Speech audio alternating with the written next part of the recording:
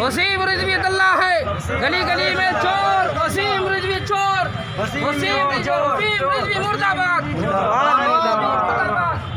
नमस्कार, मैं हूं एस अतहर न्यूज़ फोर्स से और आज मैं हूं फुलवारी शरीफ थाना में। जैसा कि यहाँ पे मुझे मालूम हुआ है अली रज़ा यहाँ पे आए हैं और FIR दर्ज कराया है वसीम रिजवी, जिनको लेके काफ़ी विवाद चल रहा है। तो हम इनसे ही जानते हैं कि क्या कुछ कहना है इनका और क्या हुआ, FIR दर्ज हुई या नहीं। स्वागत है जी, थैंक यू सर। सबसे पहली चीज़ बताइए, ये आपके यहाँ पे किस मकसद से आप यहाँ आए? सर असल में हम लोग मकसद लेकर आए हैं कि एक धार्मिक किताब हमारी है कुरान शरीफ, जिसके बारे में वसीम रिजवी जो सिया वक्फ बोर्ड के जो है चेयरमैन है, उसने बहुत थे उन्होंने बहुत बड़ा गलत गुस्ताखी किया है। कुरान के आयतों को लेकर जो है उन्होंने रद्द-बदल करने के लिए तहम किया है और इसके ख़िलाफ़, क्योंकि कुरान शरीफ वो चीज़ है जो कुरान पैगाम मोहब्बत और अमन सुकून का पैगाम देता है, लेकिन इसने जो है नफ़रत का पैगाम देने के लोगों के अंदर जो है सोसा डाल दिया है। इसको ख़त्म करने के लगता है कि उस पर केस हो, कार्रवाई हो। उसने ऐसा अल्फाज क्यों कहा उसने, है ना। और वो उसको खबीस को जितना नहीं मालूम है कि उस खबीस ने बहुत ही बुरा अल्फाज निकाला है, जिस कुरान के बारे में नबी पाक सल्लल्लाहु ताला अलैहि वसल्लम पे उतारी गई उस किताब की उस शान में उसने गुस्ताखी की, गोया कि उसने जहन्नम का पता दे दिया है ना। इसलिए सर कहना यह है कि हम लोग FIR दर्ज थाना में करवा दिए हैं, थाना FIR दर्ज हो चुका है ना। और यही नहीं, पूरे हिंदुस्तान में नहीं, पूरे दुनिया, पूरी भारत में इसकी जो है चर्चा चल रहा है और इसको मिटाया जाएगा। या तो कानून इसको सज़ा दे या तो हम लोग इसको सज़ा देंगे। क्या सज़ा दें? कानून अपने हाथ में लेंगे? नहीं, वो सज़ा नहीं। सज़ा देने का मतलब ये है कि हम लोग कानून के मुताबिक FIR दर्ज कर रहे हैं और कानून के मुताबिक सज़ा दिला। हम लोग चाहते बेहतर सज़ा ही हो।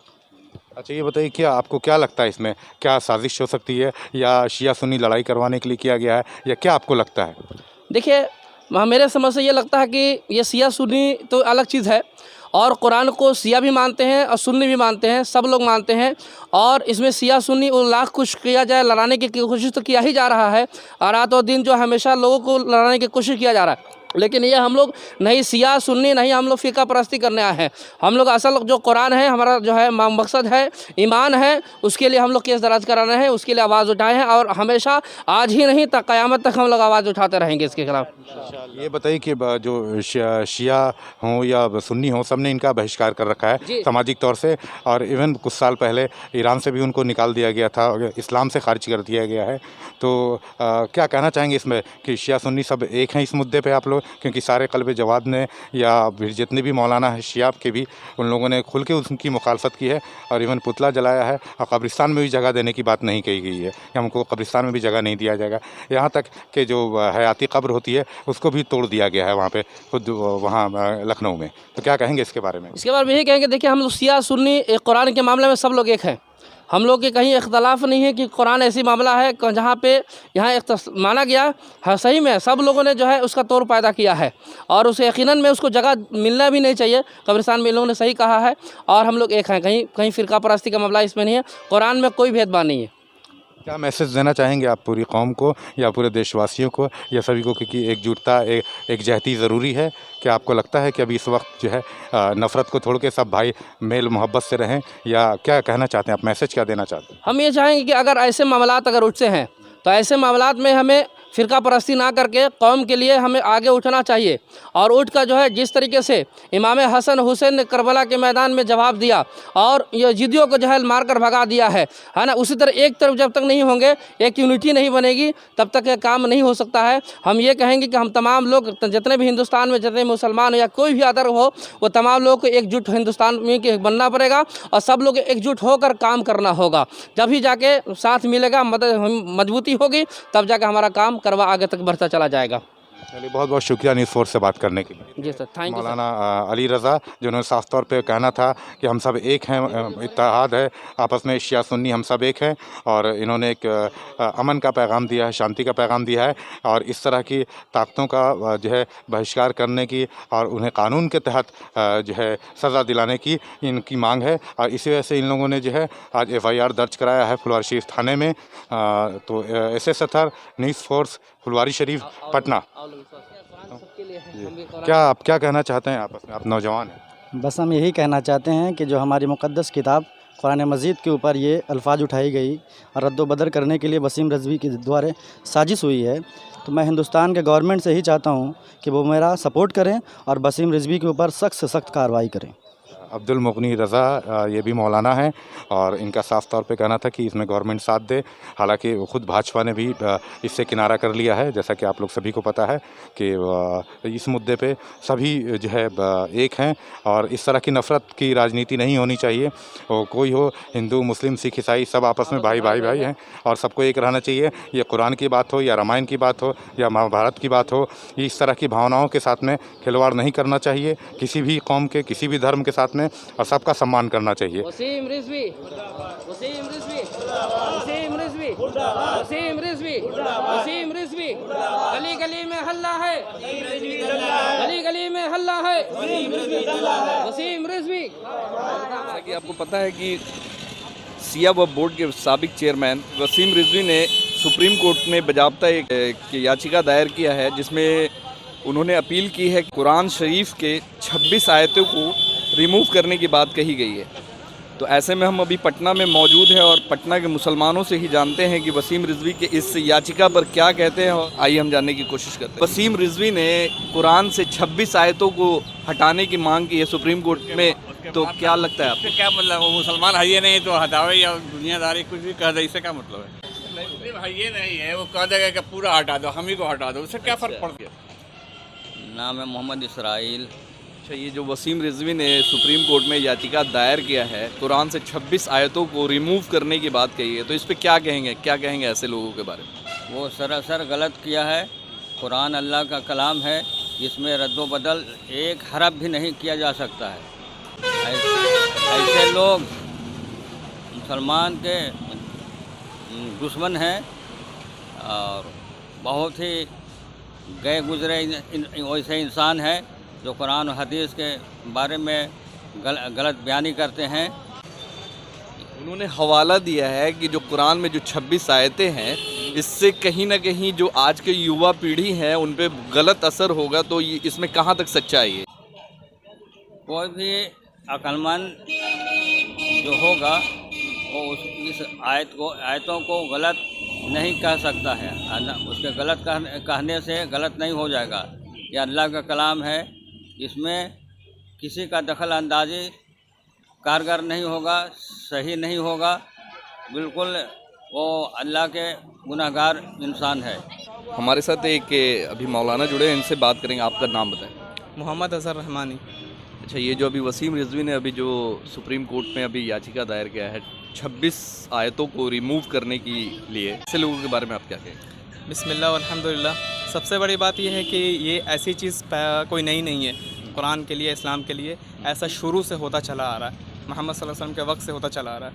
लेकिन अफसोस की बात यह है कि इस वक्त वसीम रिजवी साहब जो कि मुसलमान हैं, उन्होंने इस तरह की बात कही है और कहीं ना कहीं कुरान से उनका कोई वाबस्ता नहीं है, कोई उनका ताल्लुक़ या रब्त नहीं है, तभी उन्होंने ऐसी बातें कही है कि इस्लाम या कुरान दहशतगर्दी को प्रमोट करता है, नाउज़ु बिल्लाह। जबकि उनको मालूम होना चाहिए कि अल्लाह तबारक व तआला ने सूरह माइदा सूरह नंबर 5 आयत नंबर 32 में कहा है, मन क़तल नफ्सन बिग़ैरि नफ्सिन औ फ़सादिन फ़िल अर्दि फ़कअन्नमा क़तल अन्नास जमीआ, कि कोई शख्स, कोई इंसान किसी को नाहक कत्ल करता है तो वो ऐसा है जैसा कि उसने पूरी इंसानियत का कत्ल किया। वमन अहयाहा, उसके बाद अल्लाह ताला ने एक आयत यहाँ पर बांधा है जहाँ पर अल्लाह ताला कह रहा है कि अगर कोई इंसान किसी इंसान का जान बचाता है, किसी की जान बचाता है, वो ऐसा है गोया कि उसने तमाम इंसानियत की जान बचाई है। तो शायद वसीम रिजवी साहब को इस आयत से कभी सरोकार नहीं हुआ या कभी कुरान से कोई सरोकार नहीं हुआ। अगर वो अच्छी तरह पढ़ लें कुरान को तो कभी वो इस तरह की बेतुकी बातें ना। उन्होंने जिस आयत का हवाला दिया है तो सबसे पहले उन्होंने आउट ऑफ कॉन्टेक्स्ट बात कही है, यानी कॉन्टेक्स्ट के ख़िलाफ़ बात कही है। कुरान का वो आयत जो उस वक्त के लिए था, उस वक्त से मुराद कि अगर एक इंसान मैदान जंग में लड़ रहा है और एक सिपा सालार हो तो वो अपने साथ जो भी उनकी मिलिट्री होगी तो उनको ये नहीं बोलेगा कि तुम यहाँ से भागो, पीछे हटो, वो उनको इनकरेज करेगा लड़ने के लिए। लेकिन आज आप देख लें कि क्या आम तौर पर किसी मुसलमान को किसी को कत्ल करने के लिए इनकरेज किया जा रहा है? किसी भी नाहक कत्ल करने के लिए इनकरेज नहीं किया जा रहा है, बल्कि इंसानियत को प्रमोट किया जा रहा है। अब कुरान को, मेरा यही कहना है बेसिकली, वसीम रिजवी साहब अगर कुरान को सही ढंग से, सही तर्जुमा और तफसीर के साथ पढ़ेंगे तो इस तरह की बेहुदा बातें और लग़वियात से वो इज्तनाब करेंगे इंशाअल्लाह। चलिए शुक्रिया। आप बताएं, आपका नाम बताएं। मोहम्मद मुस्तफ़ा जी तो साहब ये बताइए कि वसीम रिजवी के इस याचिका जो पे आप क्या कहेंगे, और जो 26 से आयतों को रिमूव करने की बात कही गई है, सुप्रीम कोर्ट में याचिका दिया है उन्होंने, तो क्या कहेंगे ऐसे लोगों को? बहुत गलत किया उन्होंने। कुरान शरीफ बदली नहीं जा सकती, ये अल्लाह का कलाम है, अल्लाह की तरफ से हज़रत मोहम्मद सल्लल्लाहु अलैहि वसल्लम पर उतारी गई है, और वो मलऊन है जिस तरह की बात करते हैं। तो बहुत सारे मुस्लिम संगठनों ने उन्हें मतलब मुस्लिम कम्युनिटी से बाइकआउट किया है। बिल्कुल वो खारिज, इस्लाम से खारिज, मुस्लिम आप बताएं। ईमान रखने वाला आदमी कभी भी कुरान के ख़िलाफ़ नहीं बोलेगा, और अगर ऐसा बोला है वो, तो वो फिर मुसलमान नहीं रहा, वो मुसलमान से वो खारिज हो गया, खुद खारिज हो गया। आप बताएं। आप बताएं, आपका नाम बताएं। नसीमुल हक। क्या कहेंगे ऐसे लोगों के बारे में? ये जो है सो कुरान जो है सो अल्लाह का दिया हुआ ऊपर है, इसमें कोई तब्दील नहीं कर सकता, नहीं घटा सकता। जो किया है बिल्कुल गलत किया है ना। ये मुसलमान है, इस्लाम का दुश्मन है। और ऐसा मतलब पहले भी हुआ है, एक बार याचिका दायर किया गया था हाई कोर्ट में, कलकत्ता हाई कोर्ट में, मगर उसमें कोर्ट ने उसे खारिज कर दिया था। तो क्या लगता है इस बार सुप्रीम कोर्ट इस पे से क्या लगता है, इसे भी खारिज करेगी या फिर इसे एक्सेप्ट करके इस पे आगे सुनवाई करेगी? सुप्रीम कोर्ट इसको खारिज करेगी, खारिज करेगी, ताकि दखल नहीं देगा किसी के। वसीम रिजवी ने सुप्रीम कोर्ट में कुरान से 26 आयतों को हटाने की मांग की है, याचिका दायर किया है, तो इस पे आप क्या कहेंगे? ये तो हमारे दीन के ख़िलाफ़ है, जो हमारे हुजूर सल्लल्लाहु अलैहि वसल्लम के ज़माने से चली आ रही है, वो तो हकीकत है ना, इसको कोई नज़रअंदाज नहीं किया जा सकता है, और इसके लिए हम लोग कुर्बानी देने के लिए भी तैयार हैं, जहाँ तक हो सकेगी हम लोग लड़ेंगे इसका। ये तो राजनीतिक है ना, ये राजनीतिक है, ये हकीकत नहीं है, ये बिल्कुल जो है हमारे दीन इस्लाम के ख़िलाफ़ है ये सब चीज़। वो आतंकवाद का एक तोहमत लगा करके ये हमारे दीन को बदनाम करना और हमारे इस्लाम को मिटा देने की कोशिश, ये साजिश है, ये तो नहीं हो सकता है। इसके लिए सारे मुसलमान दुनिया में जो है ना आगे बढ़ेंगे। उसका गलत मफहूम वो बता रहे हैं। क्या गलत बता? जो जिस वे में अल्लाह ताला ने फरमाया है वो उसको डिफ़ाइन नहीं कर रहे हैं, ठीक है ना। उसके लिए हमको उलमा से रब्ता करना चाहिए, और उलमा उसको डिफ़ाइन करेंगे कि किस मकाम पे किस वजह से फरमाया गया है। क्या कहोगे ऐसे लोगों के बारे में जो भारत में इस तरह की बातें आए दिन करते रहते, और जो एकजुटता और जो ख़त्म करने की कोशिश, ऐसे लोगों के बारे में क्या? जी, ये हमारे इत्तेहाद को ख़त्म करने की कोशिश की जा रही है जी। इसके वजह से हम आपस में कैसे तोड़ पैदा हो, इसकी कोशिश की जा रही है, भटकाई जा रही है। हाँ, आप बताइए। चाहे आपका नाम? मेरा नाम इफ्तिखार अहमद है। क्या कहेंगे ऐसे लोगों के बारे में जो भारत में भारत में क्या मुसलमान, टोटल हिंदुस्तान के मुसलमान उनको निकाल बाहर करें, बाइकाट करें, उनके कफन दफन में नहीं जाएं।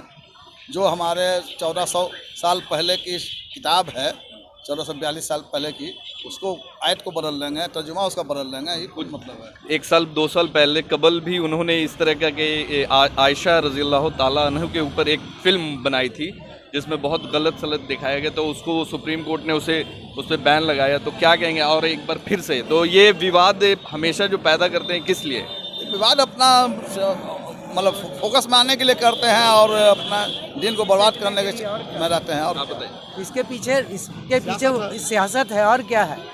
इस किस्म की बात कहाँ पैदा हो रहा था, आज क्यों पैदा हो रहा है? इसके पीछे कोई तो होगा, ये तो आप भी समझ रहे होंगे। देखिए, ये सब चीज़ जो है ना सिर्फ माहौल ख़राब करने के लिए बारे में, ठीक है, शिया सुन्नी ये सब। उन्होंने हवाला दिया है कि इससे यंगस्टर्स जो है वो बर्बादी की। कुरान ऐसा किताब है जो नाजिल होने के लिए कि अभी तक में कभी कोई चेंजिंग नहीं हुआ, ये सारे लोग कहते हैं, और चेंजिंग करने की ज़रूरत ही नहीं है। अगर आप उसी को फॉलो करेंगे तो आप शांति से ज़िंदगी गुजार सकते हैं, और इससे बड़ा चीज़ क्या होगा कि इंसान शांति और अमान के साथ ज़िंदगी गुजारे। बिल्कुल, इससे बेहतर तो कुछ हो नहीं सकता। आप बताएं, आप क्या? एक बात सुनिए, जब इंसान कुरान पढ़ा नहीं, जब इंसान कुरान के बारे में नॉलेज नहीं, वो इंसान कुरान के बारे में बताएगा 26 आयत हटाने के लिए? आप पहले कुरान पढ़िए, तस्करा मालूम कीजिए, उसके बाद। मैं नहीं कह रहा, ये मैं नहीं कह रहा, आप मतलब नहीं कह रहे, जो भी कह रहा उनसे मैं कह रहा हूँ। वसीम रिजवी उन्हीं से कह रहा हूँ, उन्हीं से कह रहा हूँ, उन्हीं से कह रहा हूँ ये बात, उन्हीं से ये बात मैं ये पूछ रहा हूँ कि कौन सी आयतें हैं, जरा हमसे पूछिए, हमसे बताइए, हमको बताइए ना कौन सी आयतें हैं।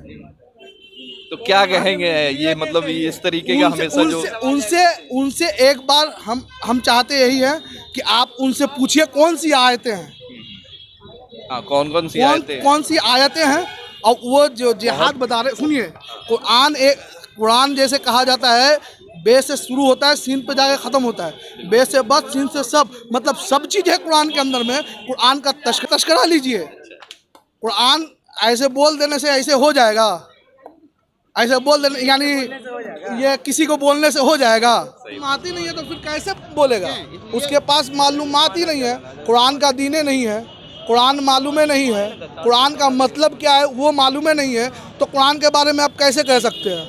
बिल्कुल चलिए, कैसे कह सकते हैं आप? तो आप देख सकते हैं लोगों का गुस्सा और आक्रोश से उनके खिलाफ में रिजवी साहब के बारे में आप देख सकते हैं साफ तौर पे मुसलमान उन्हें इस्लाम से बाइकॉट और हटाने की मांग कर रहे हैं और यहाँ तक कि कब्रिस्तानों में जगह नहीं देने की मांग कर रहे हैं। तो पटना के मुसलमानों की राय थी वसीम रिजवी के बारे में।